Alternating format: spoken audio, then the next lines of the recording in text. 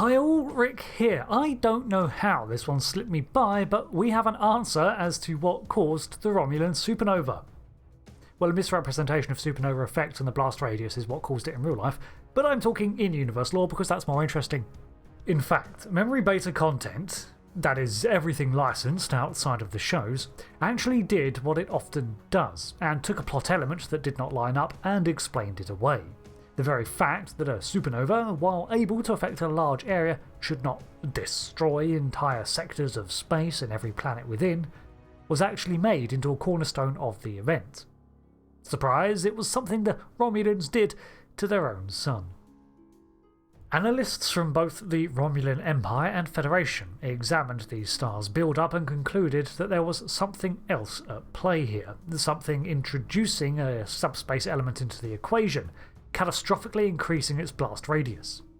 In the original Countdown comic, which acted as a prequel to the 2009 film, the star was identified as the nearby Hobus system, while later canon simply picked the Romulan system's sun as the culprit. This does not change a great deal, but it does now clash with elements of that comic, and also isolates the narrative of Star Trek Online as separate. In the online timeline, the whole first arc of the story centres around the returning Iconian Empire, holding a grudge for 200,000 years based on a predestination paradox. It's not important to cover how it all started here, but I have a video on that if you're interested. Anyway, the Hobus supernova exhibited multi-warp properties and converted the matter it consumed from its home system into fuel to continue its growth. Subsequent investigations into the system and its debris found that a protomatter-infused device had been created and injected into the star, and a combination of Iconian technology had led to a mistake. Praetor Taris, the Romulan captain from the TNG episode Contagion, had been duped into believing that the subspace device she was creating would let her contact the Iconians, but instead it turned the star into this catastrophic blast as the first steps in removing opposition, paving the way for an Iconian invasion. So, that is one origin, but one that is highly tied into the narrative of the online timeline, and if it was not for the actions of the player character and some allies to begin with, then that whole event would not have occurred. Then, Star Trek Picard came out and pointed the finger at the Romulan home sun. With it came a prequel book, The Last Best Hope. This book follows Admiral Picard's entire evacuation plan, the diplomatic nightmare of dismantling the neutral zone, the burden on Starfleet the evacuation took, and the continual hindering of operations from Romulan higher-ups seeking to leverage the situation for their own gain. I actually enjoyed this book a lot more than the first series. Here it is mentioned by two separate scientists, one Romulan on his homeworld and the Federation's Greenwich labs on Earth, that the supernova appears to be artificially induced. The Romulan is quietly left on Romulus and consumed by the fire, after reporting it to the higher-ups, and the Federation just can't get close enough to find out more anyway. A following novel, The Dark Veil, is set a year before the explosion and the loss of Ambassador Spock, following the crew of the USS Titan. While the story examines the Zhat-Vash and Tal Shiar actions against synthetic life, a new key detail was teased. There was a Romulan scientist that the Tal Shiar had extracted and granted a cover identity to, named Vadrel, who felt an unrepayable guilt over his experiments on the Romulan sun, believing it was he and his team that destroyed Romulus. This told us that the Tal Shiar knew the cause, and that it was self-induced, but we learn no more here.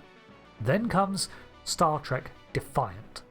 This is an ongoing series of comics that finally revealed even more information.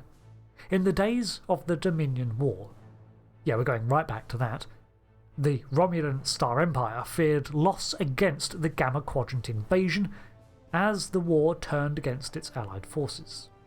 Praetor Noral sent out a clandestine communique to numerous high-ranking officers and scientists in the Empire, requesting a summit where he would brief them on a contingency plan.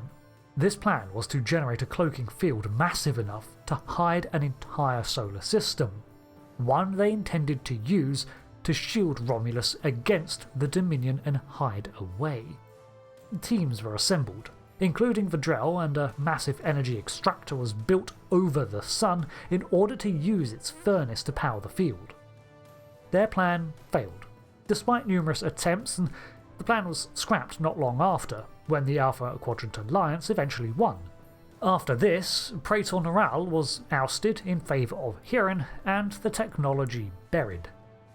The astronomers and science teams that had worked on the project, in typical Romulan fashion, were put into hiding, reassigned, imprisoned, or simply vanished. Koval, the Romulan Starfleet intelligence asset, also uncovered knowledge of this plan, and General Revo, Seela's father, was also aware.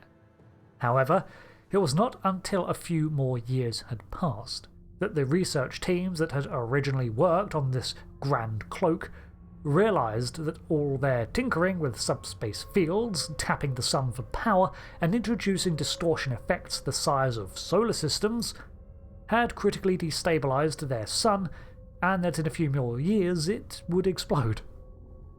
This was unveiled to Ambassador Spock during his time in prison on Raytor 3, and thanks to Seela and her schemes, he was set free to pursue any course of action to attempt to save Romulus. So, about this reveal. It's clear that every explanation that has been brought up is from beta canon, and therefore is not the sole reason that the supernova occurred. But in the absence of a real explanation, they'll do. The notion that some grand Romulan experiment to cloak the entire star system is responsible for destroying their sun sounds plausible from a motivational and ambitional plot point. But the plan itself seems a little odd. The Dominion already knew where Romulus was. Cloaking the system would not do much to hide it indefinitely, surely. I know space is unimaginably large, and that even an entire solar system vanishing might still take years for the uninformed to locate its exact placement, but still, the Dominion has nothing if not time and resources. It was a poorly conceived plan that would only have acted to buy time, but admittedly, if they could harness their sun for a cloaking field, then perhaps they could harness it for something else too. In time, the new Praetor's councillors, Tal Shiar, and other such Romulan factions would use this catastrophe to move elements around like chess pieces, all the while suppressing the knowledge of the impending doom, and try to save themselves at the cost of others. That's probably the most believable part of this tale for me, and on that pessimistic note, what do you think of this new revelation to the lore? I've been Rick, thanks for watching, and until the next one, goodbye.